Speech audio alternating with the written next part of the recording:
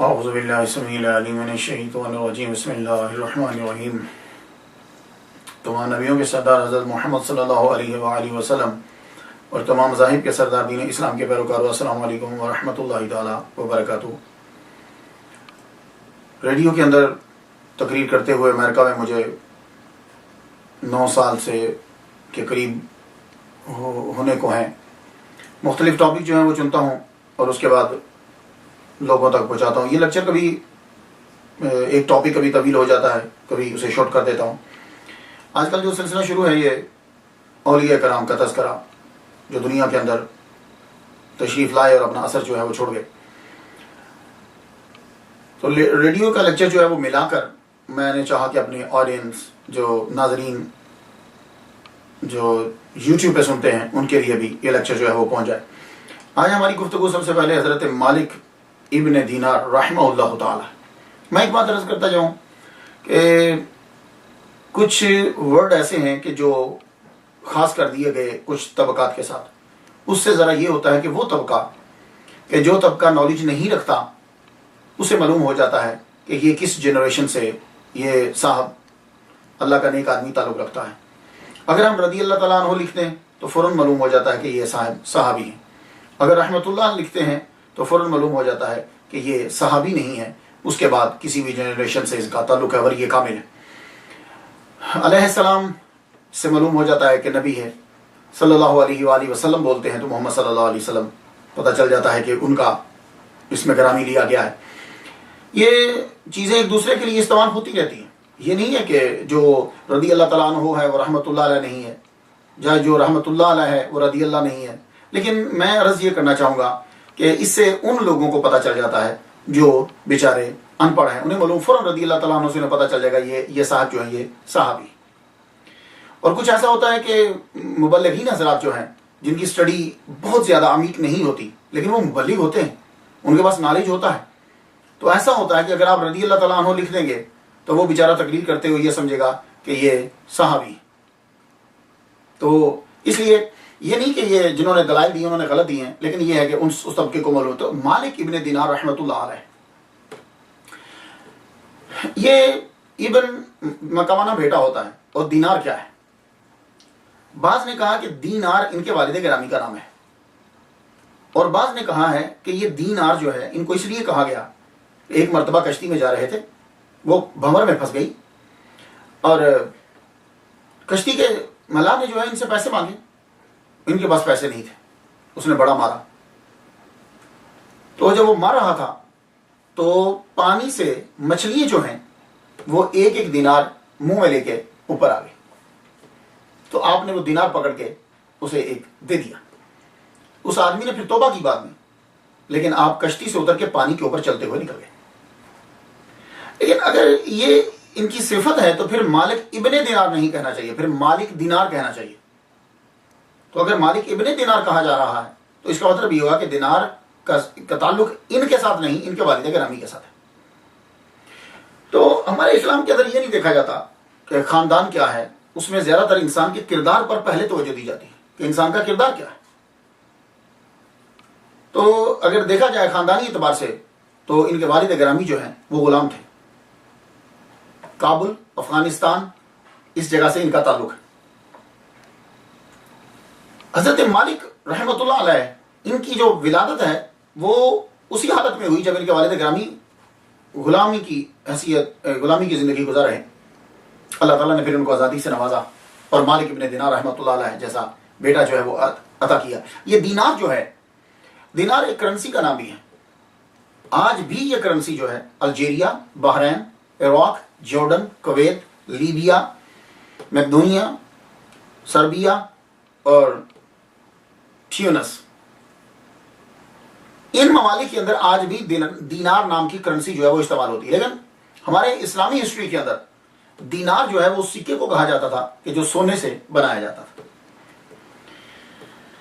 اب مالک بن دینار، جیسے میں نے بتایا کہ کابل اور افغانستان سے ان کا تعلق تھا، تب یہ سارا علاقہ ایک ہی ہوتا تھا، رشیا کی اسٹیٹس، یہ راگ، یہ ملتا جلتا علاقہ تھا، سب ایک دوسرے کی اسٹیٹ تھی۔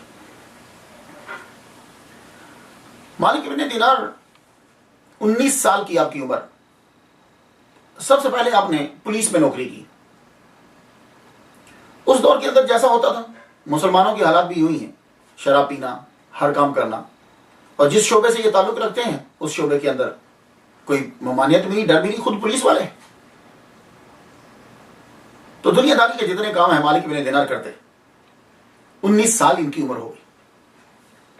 ایک دن یہ رستے میں جا رہے ہیں کہ آپ کو ایک چھوٹی سی بچی نظر آئی، 5 سال اس کی عمر، بڑا خوبصورت چہرہ اس کا. بچی کو دیکھ ایک عجیب کیفیت آ رہی ہو گئی آپ کے اندر. گھر آئے، سوچتے رہے، بیٹھے رہے. من چاہا کہ میری بھی بیٹی ہونی چاہیے، میری بھی اولاد ہو. تو آپ نے شادی کر لی. شادی جب آپ نے کی تو اللہ تعالیٰ نے آپ کو چاند سی بیٹی ہی عطا فرمائی. اس بیٹی سے اتنا پیار کرنے لگے، چومتے کھیلتے اس کے ساتھ. لیکن شراب پینا نہیں چھوڑا. بیٹی جو ہے وہ چلنے کے قابل ہو گئی اور بولنے کے قابل، باتیں کرتی. ابا جو ہیں وہ آتے، شام کو بیٹھتے، شراب جب پینے لگتے، وہ بیٹی آتے ہی ہاتھ مارتی، جام توڑ دیتی. یہ عمل اس نے کئی بار کیا. آپ سوچتے اس کو کچھ کہہ نہیں سکتے، اتنا پیار کرتے. کہتے اگر تیرے علاوہ کوئی اور ہوتا تو میں اسے مارتا، لیکن تم مجھے بڑی پیاری ہو. جب یہ عمل بار بار ہوا تو آپ نے کہا جاؤ، لگتا ہے میری بیٹی کو یہ اچھا نہیں لگتا. شراب چھوڑ دی. شراب جب چھوڑی، بیٹی 5 سال کی ہوئی تو مالک بن دینار رحمہ اللہ کی بیٹی دنیا سے چلی گئی. آپ نے دوبارہ شراب پینا شروع کر دی. اب بیٹی کے غم میں، اور ایک ہی بیٹی. ایک جگہ میں اور پڑھتا ہوں کہ ان کی اولاد اور بھی ہے، لیکن جب میں نے تحقیق کی ہے تو مجھے نہیں ملا کہ ان کی اولاد اور ہے، یا اگر اولاد تھی بھی تو یہ سب کو تیاد دے کے چھوڑ چھاڑ کے چلے گئے تھے. اس بچی کے فوت ہونے کے بعد شراب کے نشے میں دھت رہتے. اب کیا ہوا؟ ایک دن سوئے، حشر برپا ہے، کوئی ٹو ہے، کوئی فرام ہے، لیکن ہر ایک بھاگ رہا ہے. تو حضرت مالک بن دینار بھی وہاں کھڑے ہیں. ایک دم سے دیکھتے ایک بہت بڑا اژدہا ان کے پیچھے بھاگا. تو مالک بن دینار رحمہ اللہ تعالیٰ بڑی تیزی سے آگے بھاگے. وہ اژدہا، وہ سانپ پیچھے، آپ آگے. رستے میں آپ کو ایک بابا ملا، بڑا نورانی چہرہ، داڑھی سفید، پگڑی سر پہ. کہنے لگے آپ میری ہیلپ کیجیے. کہنے لگے میں تیری مدد نہیں کر سکتا کیونکہ میں بہت کمزور ہوں اور یہ سانپ جو ہے وہ طاقتور ہے. سانپ پیچھے، آپ بڑی تیزی کے ساتھ پہاڑی کے اوپر چڑھ گئے، لیکن سانپ آپ کے پیچھے چڑھا. اب جب پہاڑی کے اوپر چڑھے آپ کو سبزہ ہی سبزہ نظر آئے، درخت نظر آئے، گرینری نظر آئے، اور کچھ بچے وہاں کھیلتے ہوئے نظر آئے. اور بچے بلند آواز سے پکار کے کہنے لگے فاطمہ، یہ مالک بن دینار کی بیٹی کا نام ہے جو فوت ہوگی، فاطمہ اپنے باپ کو بچاؤ، تمہارے باپ آئے ہیں، تمہارے والد گرامی آئے. فاطمہ ایک دم سے دوڑتی ہوئی آئی. آتے ہی باپ کے گلے لگی، دائیں ہاتھ کے ساتھ باپ کو یوں سینے سے لگا رہی ہیں، اور بائیں ہاتھ کے ساتھ یوں پش کیا اس کو، سانپ کو، اور سانپ پیچھے کی طرف چلا گیا. ایک دم سے بیٹھے، بیٹی سے پوچھتے ہیں بیٹی یہ کیا ماجرا ہے؟ تو آپ کی بیٹی فاطمہ کہتی ہے ابا یہ جو سانپ ہے نا یہ تیرے برے اعمال ہیں، چونکہ تیرے برے اعمال زیادہ ہیں اس لیے سانپ طاقتور ہے. وہ جو بابا ملے تھے وہ تیری نیکی ہیں، چونکہ نیکی کم ہیں اس لیے وہ بابا کمزور ہیں. اگر نیکیاں زیادہ ہوتی تو بابا طاقتور ہوتے. تو بابا اب یہ چیزیں چھوڑ دو. کب چھوڑو گے؟ کب وہ وقت آئے گا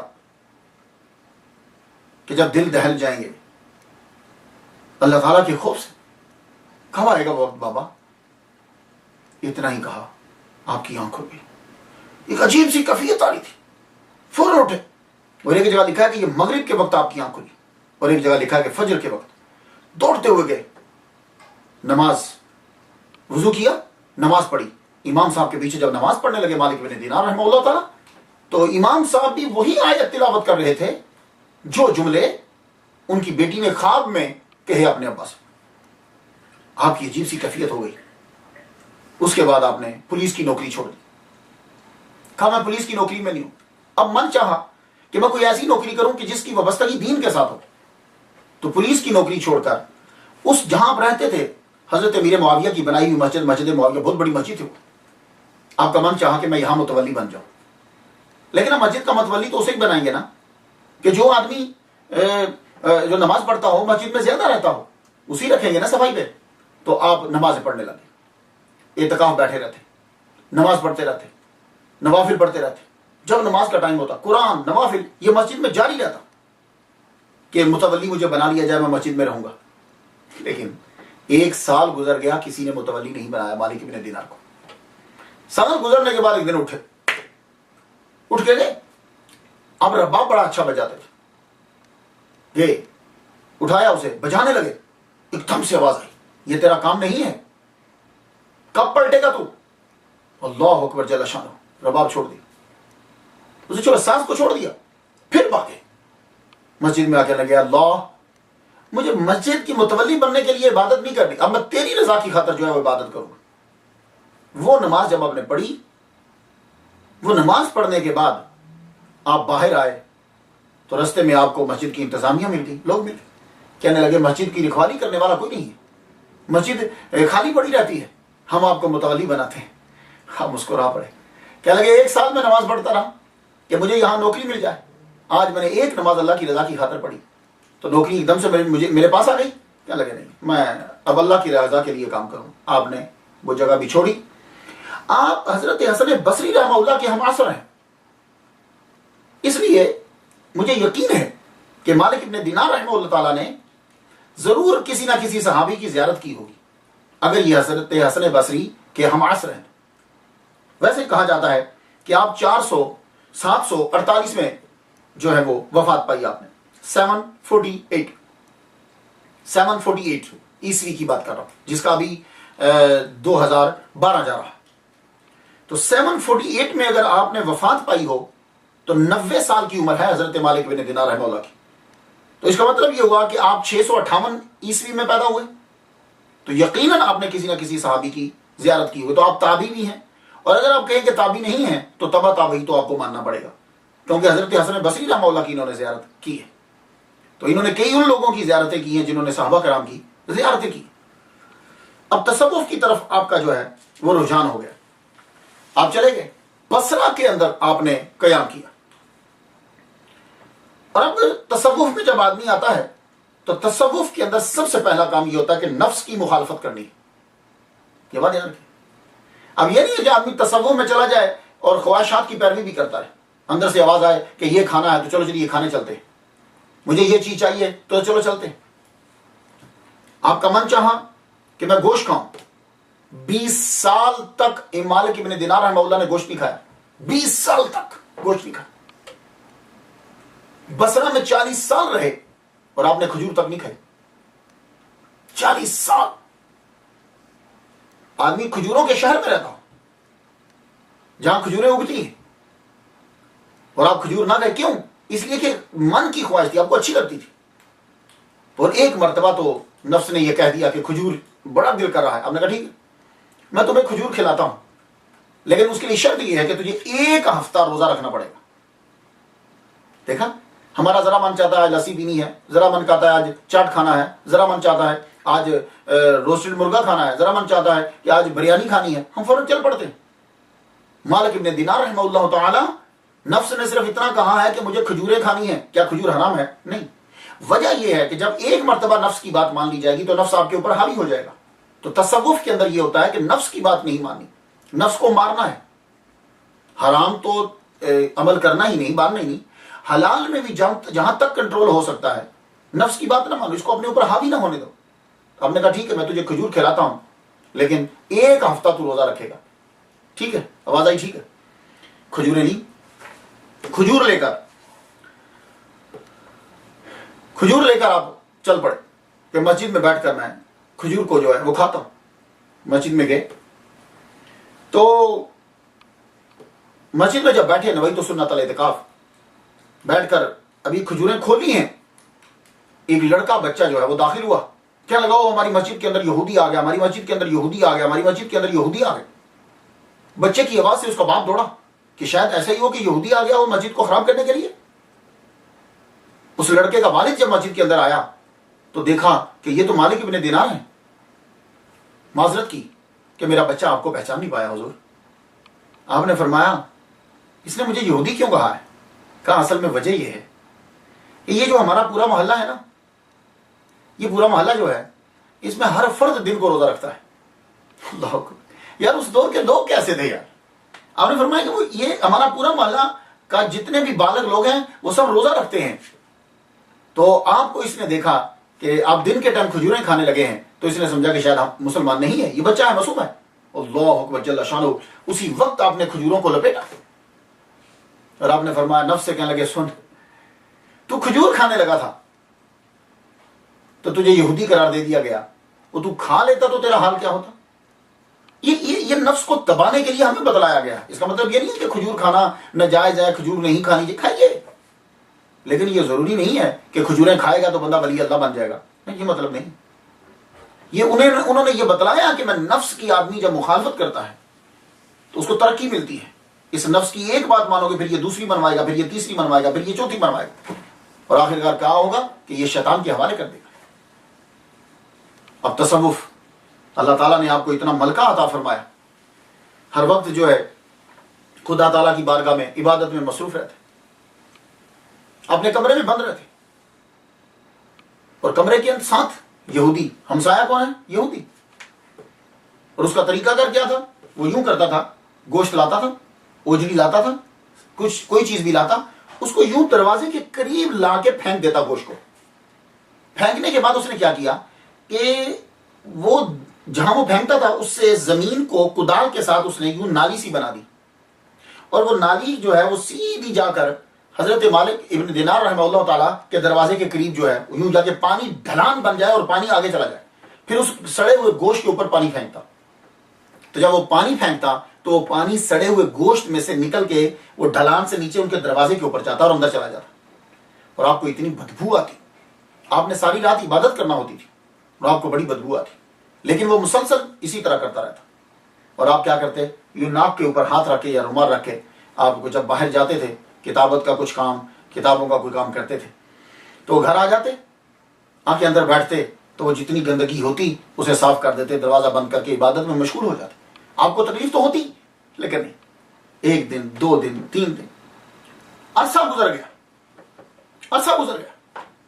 ایک دن خود ہی اس کو خیال آ گیا. یہودی آیا، آ کے کہنے لگا آپ کو تکلیف تو بہت ہوتی ہوگی، میں یہ جو عمل کرتا رہا ہوں، کیونکہ یہودی کی بیوی جو ہے وہ روکتی تھی کہ تم کیوں تنگ کرتے ہو بلا وجہ ان کو، وہ تمہیں کچھ نہیں کہتے، تم کیوں تنگ کرتے ہو. ایک دن خود اس پہ اثر ہوا، پہنچا، کہنے لگا میں آپ کو اذیت دیتا تھا، آپ صبر کرتے تھے، کچھ کہتے کیوں نہیں تھے؟ کہنے لگے وجہ یہ ہے، ہمارے اسلام کے اندر یہ بتلایا گیا ہے کہ جو لوگ غصے پر قابو پا لیتے ہیں اللہ تعالیٰ صرف ان کے گناہ معاف نہیں کیے جاتے بلکہ انہیں بہت زیادہ ثواب عطا کیا جاتا. تو میں نے تیرے عمل کے اوپر صبر کیا. بہت متاثر ہوا، اس نے اس عمل کو دیکھ کر کلمہ پڑھ لیا، لا الہ الا اللہ محمد رسول اللہ. حضرت امام مالک رحمہ اللہ تعالیٰ ساری زندگی آپ نے اللہ تعالیٰ کی عبادت میں گزار دی. ایک مرتبہ ایک عورت نے آرزو کی، بہت امیر تھی، کہ میں آپ سے شادی کرنا چاہتی ہوں. آپ نے فرمایا ہم نے سب کچھ چھوڑ چھاڑ دیا ہے. مجھے اس جملے سے لگتا ہے کہ جب آپ کی بیٹی کا انتقال ہو گیا ہے تو اس کے بعد جو ہے وہ آپ نے بیوی کو بھی شاید چھوڑ دیا تھا. اور یہ جو جملہ، اس جملے سے مجھے لگتا ہے، ورنہ وہ عورت یہ آرزو نہ کرتی کہ مجھے آپ سے شادی کرنا ہے. اور وہ دولت مند بھی بہت تھی. آپ نے فرمایا میں اسے طلاق دے چکا ہوں، اور جسے طلاق دے دی جائے اسے دوبارہ گھر میں کیا رکھنا. تو ایک جگہ میں پڑھتا ہوں کہ آپ کی بیٹی نے آپ سے کہا، تو خیر روایات جو ہے وہ بہت سی ملتی ہیں. حضرت مالک بن دینار رحمہ اللہ تعالیٰ عبادت کر رہے ہیں، بات کو سماعت کیجیے تو مکمل کرتے ہیں. عبادت کر رہے ہیں آپ، تو بزرگان دین نماز پڑھتے تھے اندھیرے کے اندر، چھپ کے، دور جا کے، لوگوں کو کوئی دکھے نہ، ریاکاری نہ آ جائے، لوگوں کو نظر نہ آئے. ایک مرتبہ کسی نے مالک ابن دینار سے کہہ دیا، عورت نے بلایا اور ریاکار. بڑے خوش ہوئے، کہنے لگے او آج کسی نے بڑے سالوں بعد مجھے میرے اصلی نام سے پکارا. فرمانے لگے مجھے اب کچھ نہیں لگتا، کوئی میری تعریف کرے یا کوئی میری توہین کرے، مجھے کچھ اثر نہیں پڑتا. یہ کیفیت ہر آدمی میں، خاص طور پر مولویوں کے اندر یہ کیفیت طاری ہونی چاہیے. کوئی تعریف کرے تو بھی اثر نہ پڑے اور کوئی توہین کرے تو بھی اثر نہ پڑے. کیوں؟ فرمانے لگے میں حقیقت کو جان چکا ہوں. یہ لوگ مبالغہ آرائی سے کام لیتے ہیں، تعریف کریں گے تو، توہین کریں گے تو جب میں ان کی حقیقت کو جان چکا ہوں پھر مجھے ان کی تعریف اور توہین اس سے مجھے کوئی اثر نہیں پڑتا. حضرت مالک بن دینار رحمہ اللہ تعالیٰ عبادت کر رہے اور جب آدمی اللہ تعالیٰ کی رضا کی خاطر عبادت کرتا ہے تو اللہ تعالیٰ اس کے صدقے سے دوسروں پر بھی کرم فرماتا. کئی لوگ آپ کی وجہ سے مسلمان ہوئے. مجوسی، یہ جو لوگ آگ کو پوجتے ہیں، آتش پرست جو ہیں، یہ آگ کو پوجتے، بجھنے نہیں دیتے. ان کی عبادت ہی یہ ہوتی ہے، آگ جلتی رہتی ہے، اس کی پوجا کرتے رہتے. تو ایک دفعہ ایک مجوسی نے یہ کہہ دیا مالک ابن دینار، تو سچا کہ میں سچا؟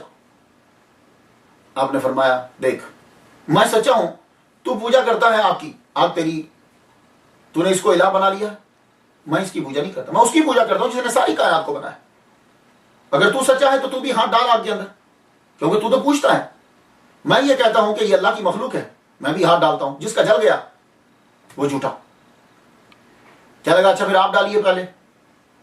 وہ بھی ذہین تھے لوگ اس دور کے. حضرت امام مالک جو ہی مالک ابن دینار ہاتھ ڈالنے لگے، اس نے کیا کیا؟ مجوسی نے بھی ساتھ ہی ہاتھ ڈال دیا، یوں ملا کے آگ میں ڈال دیا. کسی کا بھی ہاتھ نہیں جلا، دونوں کا ہاتھ جو ہے وہ بچ گیا. ہاتھ بچا تو رات کو اللہ کی بارگاہ میں عرض کرتے ہیں کہ اللہ پاک، میں نے تو تیری شان کو بیان کرنے کے لیے، تیری توحید بیان کرنے کے لیے یہ عمل کیا تھا، تو نے اس کا ہاتھ کیوں نہیں جلایا؟ تو اللہ تعالیٰ غیب سے آواز آئی، اے مالک ابن دینار، اس کا ہاتھ جل جاتا اگر وہ اکیلا ڈالتا. اس کا ہاتھ کیوں نہیں جلا؟ وہ بڑا ذہین تھا. اس نے اپنا ہاتھ تیرے ہاتھ کے ساتھ جوڑ کے ڈالا، تو ہم نے تیرے ہاتھ کی وجہ سے اس کے ہاتھ کو نہیں جلا. اللہ اکبر جل شان. تو اللہ تعالیٰ کرم فرماتا ہے، جب آدمی اس سے لو لگا لیتا ہے تو پھر ہر شے جو ہے اسی کے تابع ہو جاتی. تو بات کو ختم کرتے سمیٹتے ہیں. حضرت مالک ابن دینار رحمہ اللہ تعالیٰ نماز پڑھ رہے ہیں تو لوگ چھپ کے نماز پڑھتے، اندھیرا کر کے نماز پڑھتے. تو آپ اندھیرا کر کے نماز پڑھ رہے ہیں، چور آ گیا چوری کرنے کے لیے. چوری کرنے کے لیے جب آیا، آپ نے محسوس کیا کہ گھر میں کوئی پھر رہا ہے. آپ اندھیرے میں نماز پڑھ رہے تھے ایک سائڈ میں، جو ہی وہ قریب آیا آپ نے اس کو بازو سے پکڑ لی. آپ اس وقت رکوع میں جا رہے تھے، آپ نے اس کو پل کیا ڈاؤن، نیچے جھکا دیا. اتحیات پڑھنے کے بعد سلام پھیرا. آپ نے اسے دیکھا، ڈر گیا، کہنے لگا چھوڑیے، اب کیا بات چیت کرنی، میں آپ کو کچھ نہیں کہتا، آپ مجھے کچھ نہ کہیں، مجھے جانے دیجیے. آپ فرمانے لگے ایک کنڈیشن ہے، تو چلا جا، میں تجھے جانے دوں گا، لیکن ایک کنڈیشن ہے، وہ یہ ہے کہ تو میرے ساتھ 2 رکعت نفل پڑھے گا. کہنے لگا ٹھیک، 2 رکعت نفل پڑھتا ہوں میں آپ کے ساتھ. مالک ابن دینار نے جب یہ کہا تو 2 رکعت نفل پڑھنے کے لیے جو ہے وہ تیار ہوا، وضو کیا، آپ کے ساتھ کھڑے ہو گئے، 2 رکعت نفل پڑھے. 2 پڑھے تو کہنے لگا کہ میں کچھ اور پڑھ سکتا ہوں. اور انہوں نے ٹھیک پڑھا. وہ نوافل پڑھتا رہا یہاں تک کہ فجر کی نماز کا ٹائم ہو گیا. آپ نے فرمایا جاؤ آزاد ہو، چلے جاؤ تم. تو مالک ابن دینار سے کہنے لگا میں آپ کے ساتھ فجر کی نماز پڑھ سکتا ہوں. آپ نے فرمایا ٹھیک ہے، فجر کی نماز پڑھ لیں. مسجد میں گئے، نماز فجر کی پڑھی. وہ بھی پیچھے پیچھے امام مالک مالک ابن دینار رحمہ اللہ اپنے گھر آ رہے ہیں پیچھے پیچھے. جو ہی وہ گھر داخل ہوئے یہ بھی داخل ہو گئے. آپ نے فرمایا جاؤ، میں تمہیں کہہ رہا ہوں تم آزاد ہو، فری ہو، جاؤ. کہنے لگا دیکھو مسئلہ آپ کو بھی آتا ہوگا، مسلمان کے مسلمان پہ جو حقوق ہیں. ایک یہ ہے کہ مسلمان جب مہمان آتا ہے تو 3 دن تک اس کے گھر میں وہ مہمان رہ سکتا ہے. اور یہ آپ لوگ بھی مسئلہ یاد رکھ لیجیے، آپ کے گھر میں جو آئے 3 دن تک جو ہے آپ اس کی خدمت کریں گے. 3 دن تک مہمان ہوتا ہے، چوتھے دن نہیں. اب آپ کی مرضی، آپ کریں یا نہ کریں، لیکن 3 دن تک اس کی خدمت کرنا ہے. دیکھو اس دور کے چور کتنے پڑھے لکھے ہیں کہ وہ بھی یہ حدیث جانتا ہے کہ مہمان 3 دن تک ہوتا ہے. حضرت امام مالک مسکرا پڑے، کہنے لگے ٹھیک ہے رہو. 3 دن وہ چور جو چوری کرنے آتے ہیں امام مالک ابن دینار رحمہ اللہ کے ساتھ رہے. دن کو دیکھتے کہ وہ روزہ رکھ رہے ہیں، رات کو دیکھتے کہ عبادت کر رہے ہیں. 3 دن کے بعد اس نے اجازت چاہی. آپ نے فرمایا چاہ. جب وہ چور واپس پہنچا تو اس کے ساتھ ہی پوچھنے لگے کہاں گئے تھے، ہم تو تمہیں تلاش کرتے رہے، اتنا دیر کہاں گزاری. کہنے لگے بس گیا تھا ایک جگہ ڈاکہ ڈالا. کہا بہت مال ہاتھ لگا ہوگا. کہاں؟ بڑا مال لگا. میں نے لوٹا اور مجھے کسی نے لوٹ لیا. میں نے لوٹا، میں لوٹنے گیا تھا میں تو کسی نے مجھے لوٹ لیا. کہا اتنا بڑا خزانہ لیا اور کس نے لوٹا، بتاؤ ہم اس کو قتل کر دیں گے. کہا جو خزانہ مجھے ملا ہے وہ تم نہ تو واپس لے سکتے ہو، نہ تم اسے چھو سکتے ہو، نہ تم اسے دیکھ سکتے ہو. وہ ٹرائل جسٹ ایکسپیرینس، وہ تو محسوس کیا جا سکتا ہے، دل سے لیا جاتا ہے، دل میں رکھا جاتا ہے. اصل میں مالک ابن دینار رحمہ اللہ کے پاس رہا ہوں 3 دن. انہوں نے مجھے ایمان کی چاشنی دی، مجھے نماز پڑھنے کا طریقہ بتلایا، مجھے خدا کا ذکر دیا، ایمان کی حلاوت دی، مجھے روزہ سکھایا. یہ ایمان ہے جو میں ان سے لے کر آیا. سب لوگوں نے پھر اس کی وجہ سے بھی توبہ کی. تو یہ ہے مالک ابن دینار. بصرہ کے اندر ان کی قبر مبارک ہے. ان کے کچھ جملے ہیں. ایک مجھے بڑا اچھا لگا ان کا جملہ, اور وہ آپ بھی سن لیجیے. بہت خوبصورت بات کی, اور اسی بات پر آج کا ریڈیو کا پروگرام ختم کرتے ہیں. آپ نے جو بات کہی وہ یہ ہے, کہنے لگے کہ مسلمان حضور صلی اللہ علیہ وآلہ وسلم کی جو امت ہے, امت کو 2 ایسی نعمتیں عطا کی گئی ہیں جو کسی اور کو عطا نہیں کی گئی. اور یہ سب لوگ آپ سن لیجیے. یہ ولیوں کا تذکرہ کرنے کی وجہ ہی صرف یہ ہوتی ہے کہ ان کی بات, وہ جو سٹوری ہے, وہ جو کہانی ہے, وہ ایک دم سے باڈی پہ اثر کرتی ہے. اس لیے امریکہ میں دیکھا ہوگا آپ نے, آپ کے ملکوں میں بھی ہوگا, کہ بچوں کو سٹوریز سنائی جاتی ہے. بچے سٹوری میں بڑی دلچسپی لیتے ہیں. کیا وجہ ہے؟ آپ یہ سٹوریز کیوں نہیں سناتے؟ مجھے امید ہے کہ آپ لوگ جو سن رہے ہو, آپ اسے یوٹیوب پہ بھی شیئر کرو گے, ویسے بھی خود بھی یاد کرو گے, اور اپنے بچوں کو یہ سٹوری سناؤ گے. اس سے بچے کی لائف ایک دم سے چینج ہو جائے. اب سن لیجئے مالک ابن دینار رحمہ اللہ کیا کہتے ہیں. کہتے ہیں کہ 2 چیزیں ایسی دی ہیں حضور کی امت کو جو کسی کو پہلے نہیں دی. وہ کیا تھی؟ ایک یہ ہے کہ اللہ تعالیٰ نے یہ قرآن مجید میں یہ کہا ہے کہ تم مجھے یاد کرو, میں تمہیں یاد رکھوں گا. فاذکرونی اذکرکم. تم مجھے میرا ذکر کرو, میں تمہیں یاد رکھوں گا. اور دوسری, ادعونی استجب لکم, مجھ سے مانگو میں تمہاری دعا کو قبول کروں گا. یہ 2 چیزیں ایسی ہیں جو کسی اور کو نہیں. آئیے اللہ تعالیٰ دعا کرتے ہیں اللہ سے, اللہ تعالیٰ مالک ابن دینار رحمۃ اللہ علیہ کی قبر پر ملین بلین ٹریلین رحمتیں جو ہیں وہ نازل فرمائے. اجازت دیجیے. وآخر دعوانا الحمدللہ رب العالمین.